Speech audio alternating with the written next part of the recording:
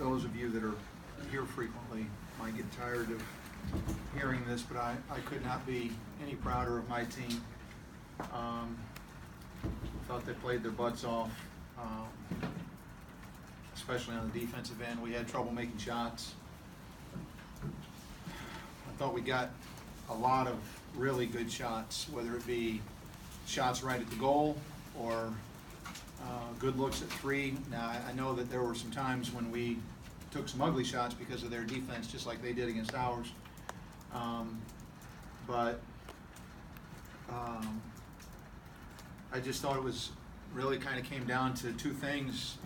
They got to the foul line and a lot more than we did. And then we just didn't convert when we had great opportunities. I thought we did everything defensively that we needed to do. You look down and Howard gets 6 points and battles at 14, way under his average. Sidibe obviously came in off the bench and hurt us a lot. He was really good. But our team continues to grow and continues to get better, and we don't have any wins recently to show for it, but I'm coaching a great group, and hopefully we'll knock the door down here soon because they deserve it. Kim, what do you feel like is the main thing that you take away from a week like this? Obviously two more losses, but they were both single-digit games, by a combined 9 points. What do you take from it? Well, as I've said, we don't ever take any consolation in losing. My barometer has to be how we're progressing, and I think we're getting better. I think we're getting better on the defensive end. We were much better against their zone this time than we were the first time we played them 11 days ago. And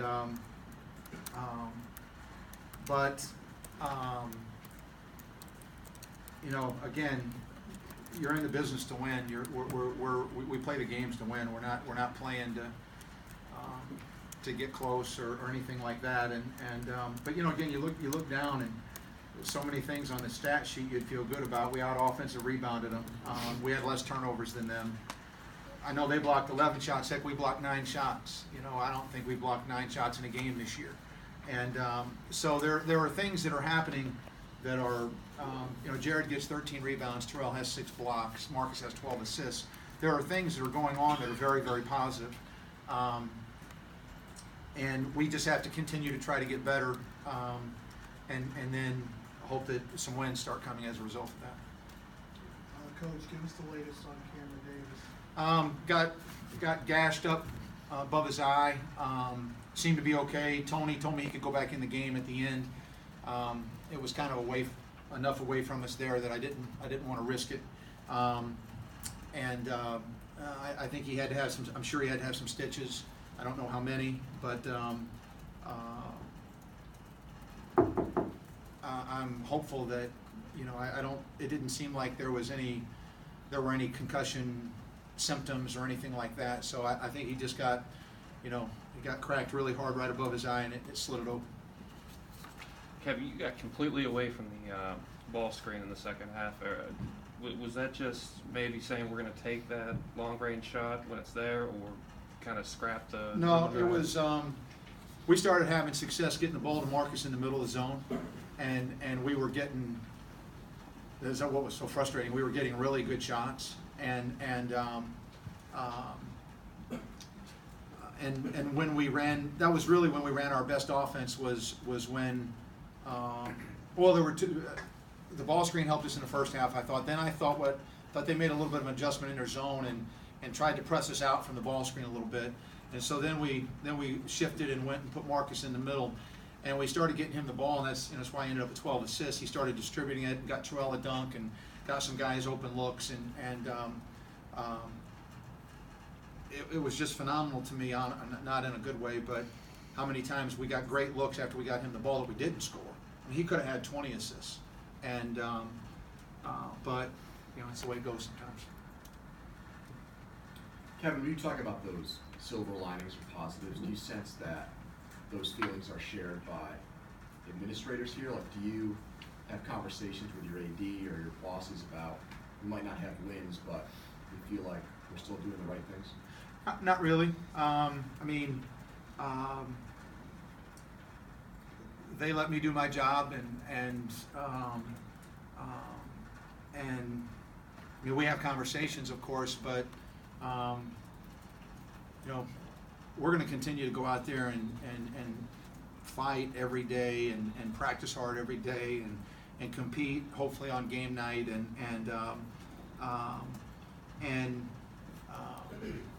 I mean, this is probably not a conducive time for a lot of conversation, because as coaches we're pretty busy and we're trying to figure out how to help our team win and things like that. So,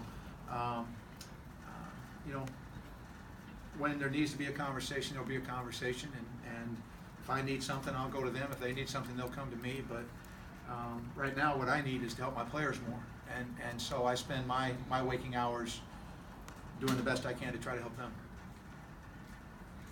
At this point, in these last two games, and you see what NC State did in Chapel Hill today, is there such thing as a moral victory? Probably not. Probably not. There's such thing as getting better, though, and we're getting better. And again, you can't control, or I guess in some ways you can't control how many wins that adds up to. But again, like I said the other day, there's one perspective. We're 0-9. Okay, that's no fun. No fun for the players. No fun for the coaches. No fun for the administration. No fun for the fans. Nobody has fun with that. And then there's the perspective that I have to keep, and that is these guys are making progress, and they're continuing to be very coachable and continuing to have great attitudes towards practice and towards games and towards each other and towards us. And that's, if we continue to make enough progress, like I said, not, you know, there probably weren't a ton of 18-point, 13 rebound games in the league today. Now Bagley probably had one, but you know, there probably weren't a bunch of point guards in the league today that got 16 points and 12 assists. Our kids are getting better. They're young. They're in their first year. They're getting better. And would we like to be a finished product now and be in 5th place or 1st place? Yeah, absolutely, absolutely. But we're not. And so, but it's not through lack of effort of our players, because our players are playing their butts off. Great. You know, Shamil only played eight minutes today. Was that more a product of his play recently, or was that you sensing Syracuse probably, you know, given where he is now, isn't the best matchup for him? It was a couple of things, and Shamil played well the other day against NC State. We came to practice yesterday. We really couldn't do a lot. I don't know what to say, Saturday. Yeah. We couldn't do a lot on Thursday after the Wednesday night game, and so we watched some film with them. We did just a few things on the court, not very many. Wanted to try to get their legs back under them, and then we showed up for practice yesterday. Shamil's eyes were swollen shut, and there's some allergy. His eyes were like he could barely see, so he didn't get to practice. So we're sitting there doing all the stuff that we're doing for, you know, getting ready for this game, and he's in the training room because he can barely open his eyes. And so it was a combination of that, and it's probably not a great style game for Shamil, and not that he played badly. I mean, he didn't play badly, but we had just gotten everything in, and he just when I took him out in the second half, it was something that we covered so hard yesterday, and we went through with him today in the shoot around, and he didn't get it, and it cost us 3, and it's not his fault because he didn't get the reps that he needed but it's just one of those things. He shows up and he can't open his eyes. So Last question here. yeah.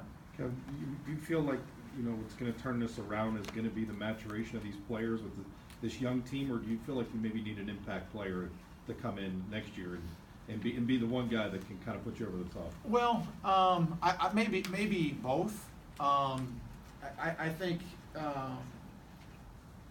you know, we have two guys that will be on next year's team that we don't see one of them in practice every day because Ryan's still not playing. But Ryan and Malik Ellison, well, they'll significantly impact this team in a very positive way. And they'll almost impact it from an experience standpoint. I mean, they both have multiple years of high-level Division I experience, and so so we feel like we've got a couple of guys right here that will impact our team greatly. And then obviously with the maturation of these guys, then, you know, we think we could be significantly better. And I think the players feel that, the coaches certainly feel that. So, but that doesn't help us right now. and we have to keep doing what we can do to help them and because they're really, I'm sure you're tired of hearing this by now, but they're really an unbelievably good group. So, thank you. Thank you.